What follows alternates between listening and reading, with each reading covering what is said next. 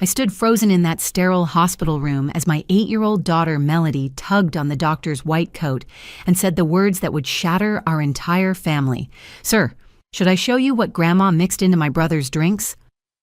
The cardiac monitor's steady beeping was the only sound for 3 endless seconds. Every face in that room turned toward my little girl, then toward my mother-in-law Francine, whose perfectly manicured hand had just gone to her throat.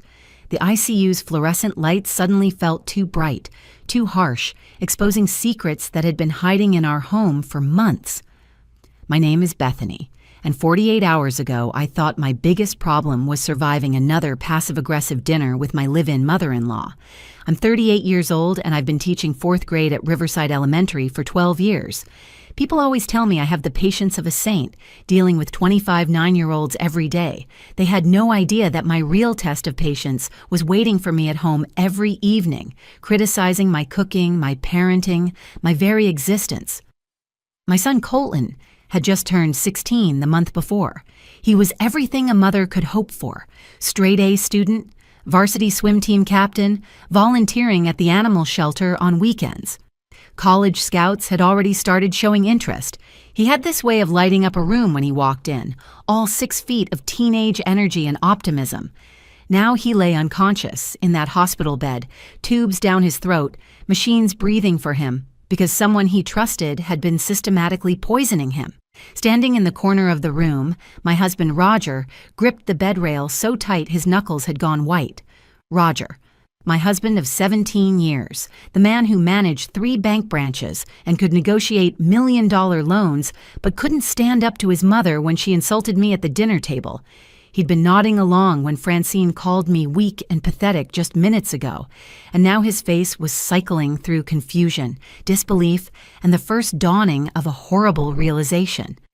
Francine stood by the window, her silver hair perfectly styled as always, wearing the cashmere sweater Colton had given her for Christmas. She'd moved in with us 6 months ago after hip surgery, turning our peaceful home into her personal kingdom, where she ruled with cutting remarks and constant criticism. She was 64, a retired pharmacist who never let anyone forget she'd graduated top of her class and knew more about medications than any of these young doctors today. And then there was Melody, my quiet 8-year-old daughter, barely 4 feet tall in her purple sneakers, clutching her little backpack like a shield. She took piano lessons on Thursdays, loved reading books about spies and detectives, and had this uncanny ability to remember everything she saw and heard. While other kids her age were lost in video games, Melody observed the world with those deep brown eyes that seemed to catalog every detail. "What is this child talking about?" Francine's voice cut through the silence, but it wavered just slightly. She straightened her sweater, a gesture I'd seen her do 1,000 times when she was about to launch into one of her lectures about proper behavior or family values. Dr. Martinez, who'd been treating Colton since the ambulance brought him in, looked from Melody to Francine, then to me. He was young, maybe early 30s, with kind eyes that had seen too much tragedy in the ER. "Perhaps we should hear what the young lady has to say," he said carefully. The room held 7 people, including us, our family, Dr. Martinez, and 2 nurses who'd been adjusting Colton's IV when this bomb dropped.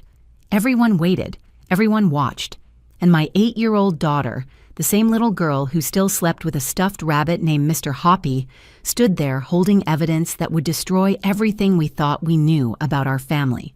This is the story of how the smallest person in our family saved my son's life and exposed a darkness that had been living under our roof, eating at our table, and slowly poisoning not just my son's body, but our entire family's trust.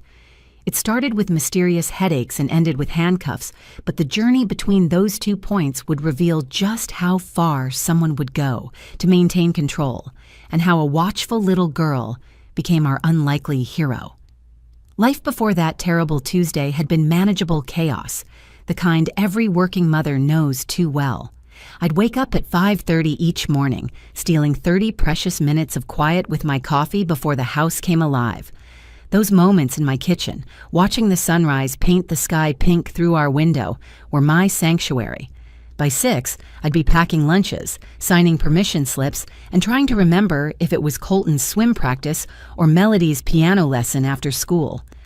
Our house on Maple Street had been perfect for our family of 4 until it became 5. 3 bedrooms, 2 baths, and a finished basement that Colton had claimed as his study space. The walls were covered with his swim medals and academic achievement certificates. Roger and I had worked so hard to afford this neighborhood with its good schools and safe streets where kids still rode bikes until the streetlights came on. Everything changed when Francine moved in after her hip surgery in January. Just for a few weeks, Roger had promised, when he helped his mother settle into our guest room, until she can manage the stairs at her condo. But February turned to March, March to April, and by June, she'd somehow relocated half her belongings into our home and established herself as the household authority on everything from proper nutrition to child discipline. Bethany never seasons the pot roast properly, Francine announced that Sunday, 2 weeks before Colton's collapse, pushing her plate away dramatically. No wonder Colton's so skinny. In my day, we knew how to feed growing boys. Roger just nodded, cutting his meat silently while I bit my tongue so hard I tasted blood. Colton and Melody exchanged glances across the table, a silent sibling communication they'd perfected since Grandma's arrival. "I'm not skinny, Grandma," Colton said quietly. "Coach says I'm at the perfect weight for my height. My times have never been better." "Coaches don't know nutrition," Francine declared, standing up with the authority of someone who'd run a pharmacy for 30 years. "That's why I've been making you those special protein shakes. You need proper supplementation if you're going to make it to that fancy swim camp." The swim camp. Colton's golden ticket. He'd been accepted to the Aquatic Excellence Program in California, an intensive 8-week summer camp that had launched 3 Olympic swimmers in the past decade. College scouts monitored every participant. It would mean being away from home for 2 months, but the opportunity was incredible. "Grandma's shakes taste weird," Colton had mentioned the previous Monday, setting the empty glass in the sink with a grimace. Francine laughed, but it didn't reach her eyes. "Champions don't complain about medicine that makes them stronger.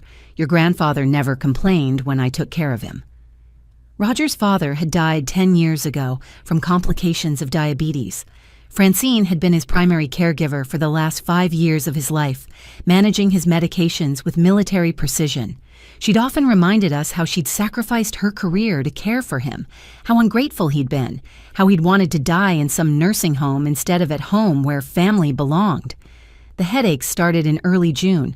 At first, Colton brushed them off. "Just stress, Mom. Finals, swim practice, getting ready for camp, I'm fine." But I watched my vibrant son become someone else. He'd fall asleep during dinner conversation. His Saturday morning runs became afternoon stumbles around the block. The boy who could do 50 laps without breaking a sweat was suddenly exhausted after climbing our stairs. "Maybe he's overtraining," Roger suggested, always looking for the simple explanation. "He needs more iron," Francine insisted, producing a bottle of supplements from her massive collection. She'd turned our hall closet into a pharmacy with bottles of vitamins, minerals, and things I couldn't pronounce lined up like soldiers. The Friday before everything fell apart, I found Colton asleep at his desk at 7 in the evening, his calculus homework half finished, drool pooling on the paper. When I tried to wake him, his eyes were unfocused, pupils dilated. "Just tired from practice, Mom," he mumbled, but the words came out slurred. "Did you take anything? Any medication?" "Just Grandma's vitamins, the white ones and the yellow ones. She said they'd help with the headaches." I confronted Francine that night after the kids were in bed. "What exactly are you giving Colton?" She looked at me with such disdain I actually stepped back. "I'm keeping that boy healthy since his mother clearly can't. Do you know what those swim camps are like? The pressure? He needs to be prepared, not coddled. He needs to see a doctor about these headaches." "Doctors," she scoffed. "They'll just run expensive tests and prescribe things that make it worse. I know what I'm doing, Bethany. I've forgotten more about medicine than you'll ever know." Roger walked in during our confrontation, looked between us, and chose his mother.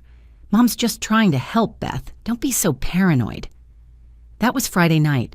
By Tuesday morning, my son was fighting for his life, and my quiet 8-year-old daughter was about to reveal that she'd been documenting our family's descent into nightmare.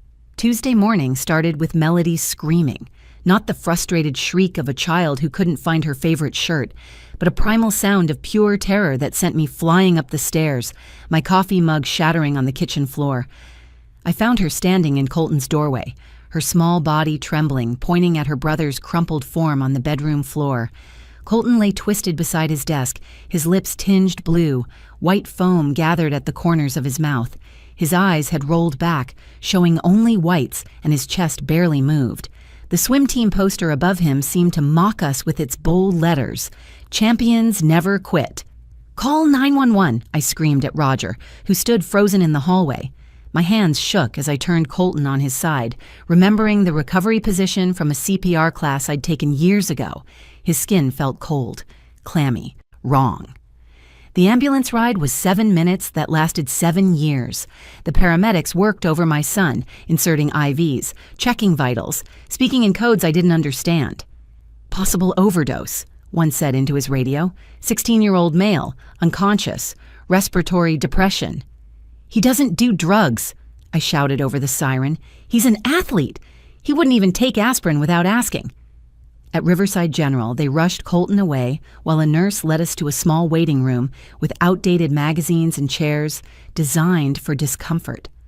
Dr. Martinez appeared after an eternity that the clock claimed was 40 minutes. "Your son overdosed on prescription opioids," he said, his voice gentle but direct. "We're running additional tests to determine the exact combination, but his blood work shows dangerous levels of oxycodone and at least one other substance we haven't identified yet." "That's impossible," Roger shouted, his banker's composure finally cracking. "Colton would never touch drugs. We've talked about this. He knows what's at stake with his swimming career." "My son is not a drug user," I insisted, my voice breaking on the last word. "Test again. Your machines must be wrong." Dr. Martinez shook his head slowly. "I understand this is shocking, but the tests are conclusive.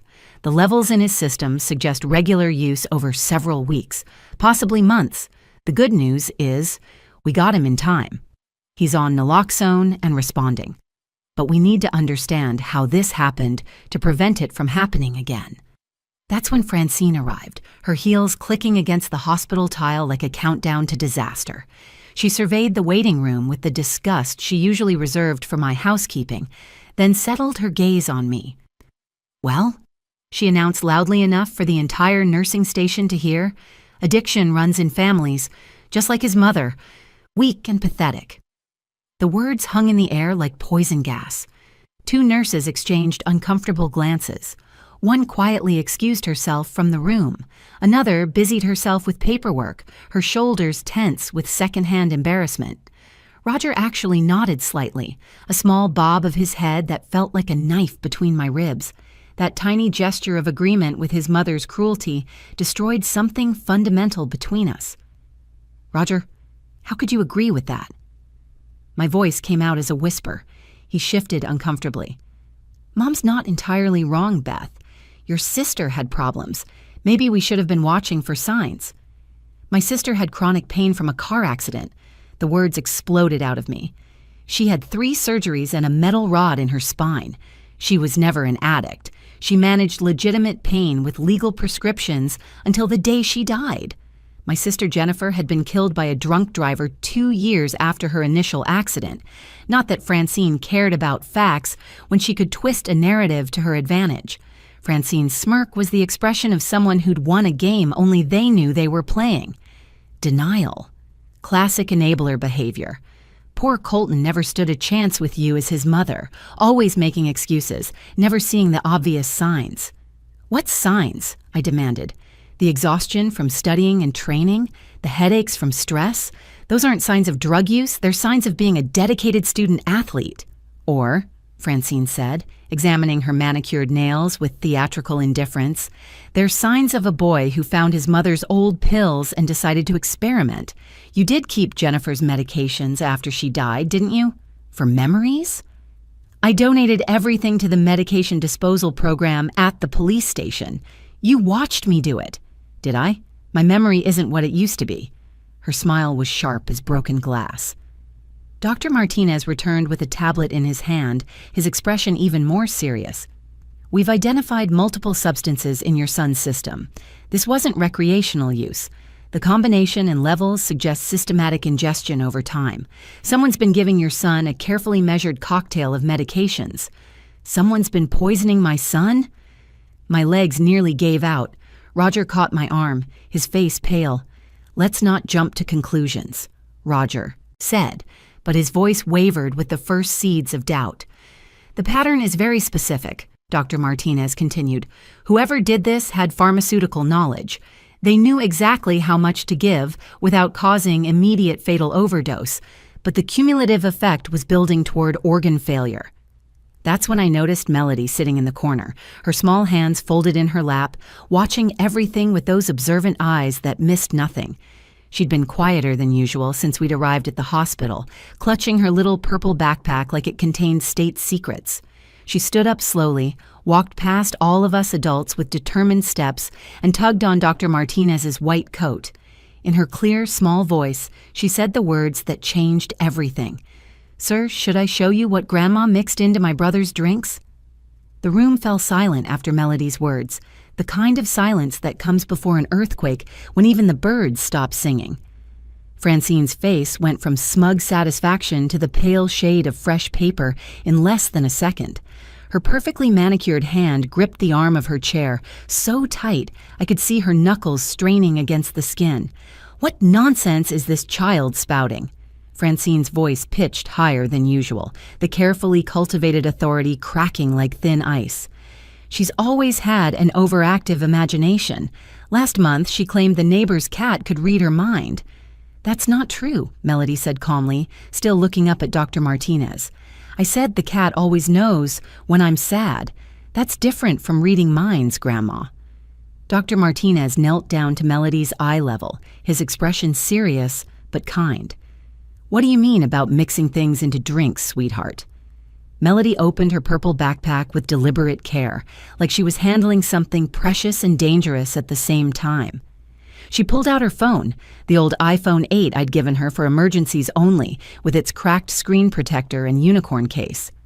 "I record things when I'm scared," she said simply, her small fingers navigating to her videos. "Grandma scares me. She says mean things when nobody else is around. She told me once that if I told anyone about her special medicines, something bad would happen to Colton." "You little liar!" Francine shot up from her chair, but Roger stepped between her and Melody. It was the first time I'd seen him physically oppose his mother. "Mom, let her talk," Roger said, his voice steady but his hands shaking. "She's been brainwashed by Bethany."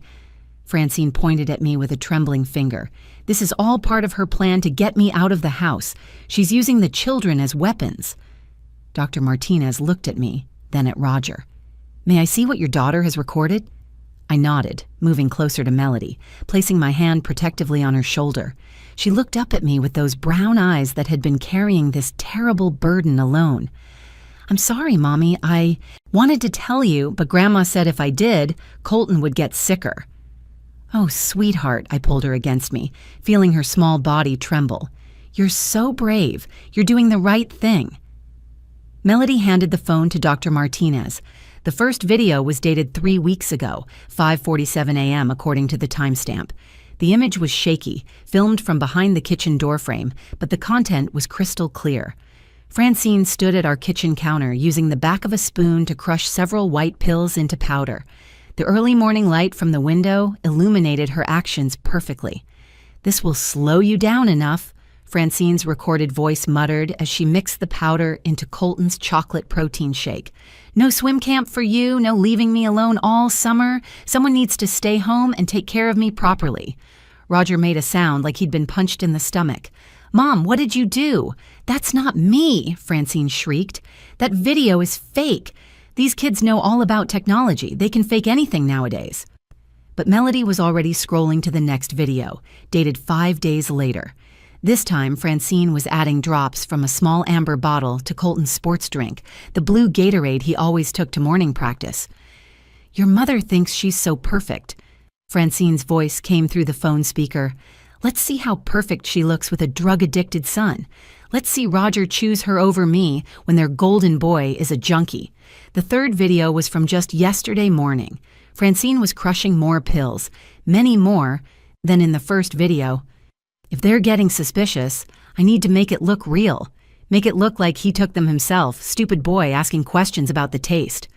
Dr. Martinez immediately stood up and walked to the door, calling for security. We need officers here now. This is evidence of attempted murder. You can't believe this! Francine's composed facade finally shattered completely. I'm his grandmother. I love that boy. I would never hurt him. You just watched yourself poisoning him, I said, my voice deadly quiet. You systematically drugged my son because you didn't want him to go to swim camp? He was going to abandon me. The words tore out of Francine like a confession ripped from her soul. Just like my husband did, just like Roger would have if I hadn't kept him close. First the camp, then college, then he'd never come home. I'd be alone. Roger staggered backward until he hit the wall. Dad didn't abandon you. He died. He had diabetes and he died. He wanted to die to get away from me. Francine was sobbing now, ugly tears destroying her perfect makeup. I heard him telling the nurse he was tired, so tired. I did everything for him and he still wanted to leave me. 2 security guards appeared in the doorway as Dr. Martinez showed them the videos. Francine looked around wildly like a trapped animal seeking escape.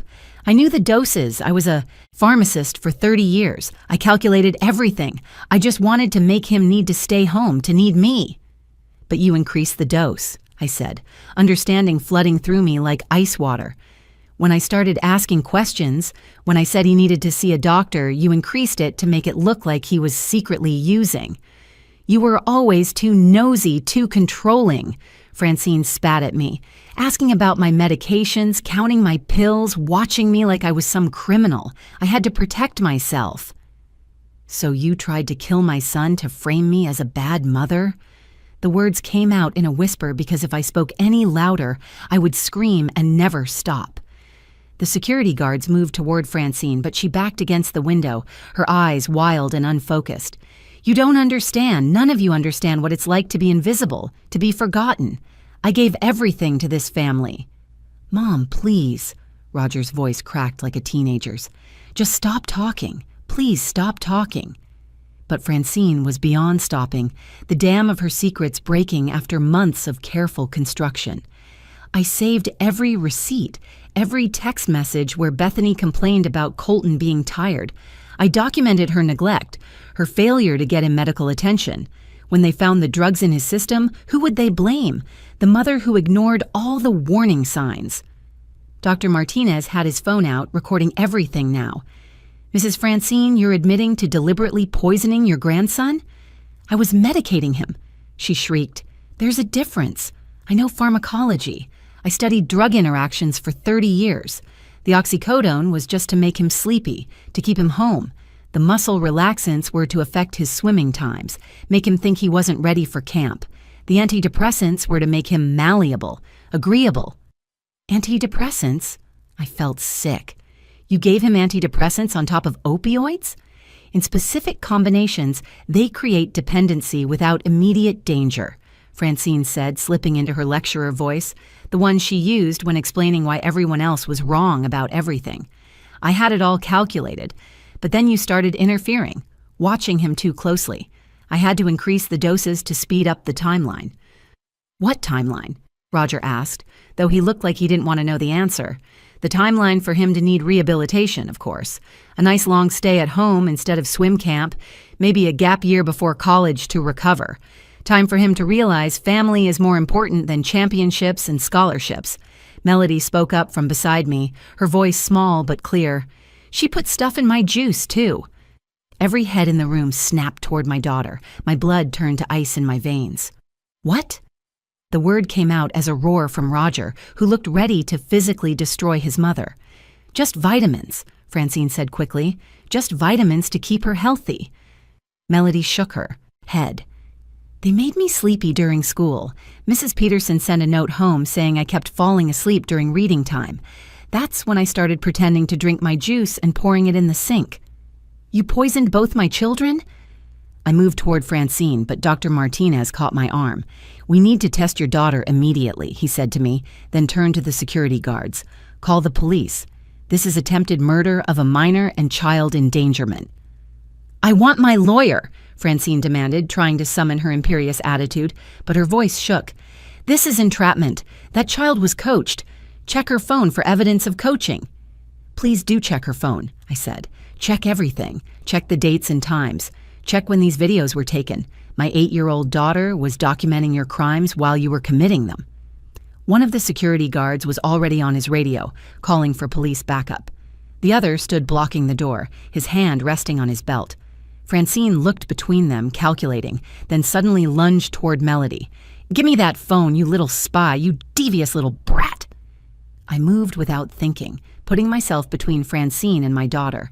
Her nails raked across my cheek as Roger grabbed his mother from behind, pulling her away from us. The struggle was brief but violent, Francine fighting like someone possessed, screaming accusations and threats. "You turned my son against me. You were always too proud, too independent. I had to show him what you really are. A failure. A terrible mother who can't even protect her own children." "Mom, stop!" Roger had tears streaming down his face as he held his mother's arms. "Please, just stop." The police arrived within minutes. 2 officers who listened to Dr. Martinez's summary while watching Melody's videos. They read Francine her rights while she alternated between sobbing and screaming about ungrateful families. "I did everything right," she wailed as they cuffed her. "The doses were perfect. I kept notes. I have 3 notebooks full of calculations. Check my room. You'll see how careful I was." "Ma'am, you're admitting to keeping records of poisoning your grandchildren?" one officer asked, incredulous. "Records of their medication schedule," Francine corrected. "I was helping them. Colton needed to learn that family comes first. Melody needed to be less observant, less sneaky.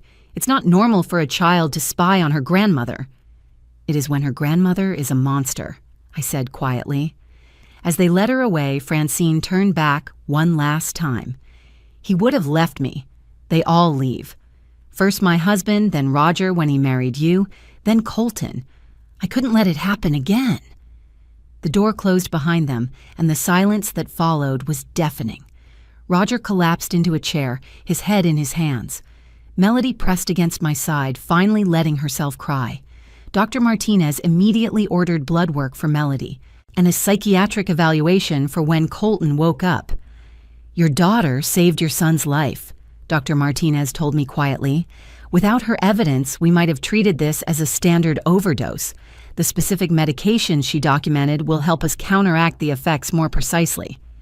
I looked down at my brave little girl, who had carried this terrible secret while gathering evidence to save her brother. "How long have you been recording her, sweetheart?" "Since she moved in," Melody whispered. "She was mean to you when Daddy wasn't looking. I wanted to show him, but then she started hurting Colton and I got really scared." Colton woke up 3 days later, confused and disoriented. His first word, a hoarse, "Mom?" that made me sob with relief. The doctors explained everything while he stared at the ceiling, processing the betrayal in silence. When they told him about Melody's videos, he asked to see his sister immediately. "You saved my life, Mel," he said when she climbed carefully onto his hospital bed, mindful of the IV lines. "You're like those spies in your books."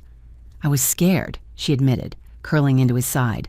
"Grandma said if I told anyone, you'd die." "But you told anyway when it mattered most. That's real bravery, kiddo." The medical team kept Colton for 2 weeks, running tests and monitoring his kidney function. The damage was significant, but not permanent. With proper treatment and time, he would recover fully. The swim camp director called personally, offering to hold his spot for the following year. "We've never had a student overcome something like this," she said. "That kind of strength is exactly what we look for in our athletes." Roger filed for divorce the day after his mother's arrest. Not from me, but from the toxic hold she'd maintained on him for 41 years. "I'm sorry, Beth. I'm so sorry I didn't see it. I didn't believe you. I chose her over you so many times, and I almost lost everything that actually matters." We started couples counseling immediately, along with family therapy for all 4 of us. Roger had to confront the reality that his mother had been emotionally manipulating him since childhood, using guilt and obligation as weapons. The therapist helped him understand that his father's death hadn't been an escape but a tragedy, and that Francine had twisted that narrative to maintain control. The police investigation uncovered 3 notebooks in Francine's room, meticulously documenting her poisoning schedule. She'd recorded dosages, times, Colton's reactions, and her plans to escalate if necessary. She'd even written contingency plans for framing me, including planting empty pill bottles in my car and calling Child Protective Services with anonymous tips about my negligent parenting. Her pharmacy colleagues testified at the trial. Several admitted they'd noticed medications going missing over the years but hadn't reported it, because Francine always had explanations. She'd been stockpiling for months before moving in with us, planning this scenario while pretending her hip surgery recovery required our help. The prosecutor found similar patterns in Francine's past. Her husband's diabetes medications had been inconsistently effective, according to medical records. 2 of Roger's cousins had mysteriously fallen ill during family visits, recovering only after leaving her house. The pattern stretched back decades, a twisted need for control disguised as caretaking. Francine was convicted of attempted murder, assault, and child endangerment. The judge sentenced her to 15 years, with mandatory psychiatric treatment. During sentencing, she still insisted she'd done nothing wrong, that she was protecting her family from abandonment. The courtroom was packed with her former victims, people who'd suffered under her care and never understood why. Melody still carries that purple backpack everywhere, though now it holds art supplies instead of surveillance equipment. Her therapist says she's processing remarkably well, understanding that her vigilance saved her brother's life. She's joined a young writers' club at school, turning her observation skills into creative stories about brave children who solve mysteries. Colton returned to swimming 4 months later, his times initially slower, but his determination stronger. He speaks at schools now about recognizing abuse, even from family members, especially from those who claim to love you. Poison doesn't always come in a bottle, he tells his audiences. Sometimes it comes disguised as care from people you're supposed to trust. Roger sold his mother's condo and used the money to establish a fund for families affected by medical abuse. He's rebuilding his relationship with his children, learning to be present without his mother's voice in his head telling him he's inadequate. The healing is slow, but it's real. Last week I was tucking Melody into bed when she asked, "Do you think Grandma really loved us?" I thought carefully before answering. I think she loved the idea of controlling us. Some people confuse love with possession.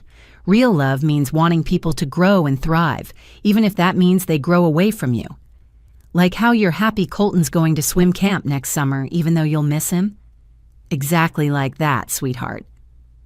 As I write this, Colton is packing for California, finally heading to the camp he nearly died for refusing to give up. Melody is teaching herself video editing, turning her documentary skills toward happier subjects. Roger and I are stronger than before, bonded by survival and the determination to never again let toxic people disguise abuse as love. The most dangerous poison isn't always in a bottle. Sometimes it comes wrapped in family ties, delivered with guilt and manipulation by those who claim to care the most. But the antidote is truth, courage, and the fierce love of a little girl who knew something was wrong and refused to let her family's secrets destroy us. Our story is a reminder that heroes come in all sizes, that abuse can hide behind any door, and that sometimes the smallest voice in the room carries the most powerful truth. Listen to your children when they're afraid. Believe them when they show you evidence. And never, ever let anyone make you doubt your instincts when it comes to protecting your family. Thank you for listening to our story. If it resonated with you, if it reminded you to trust your instincts or watch for signs of abuse in your own family, please share this video. Your share might help another family recognize the poison in their midst before it's too late. Leave a comment with your thoughts or your own experiences with family members who confused control with love. And don't forget to subscribe to this channel for more real-life stories of survival, courage, and the unexpected heroes among us. Remember, vigilance isn't paranoia when someone's actually trying to hurt your children. Stay safe, trust your instincts, and protect the ones you love.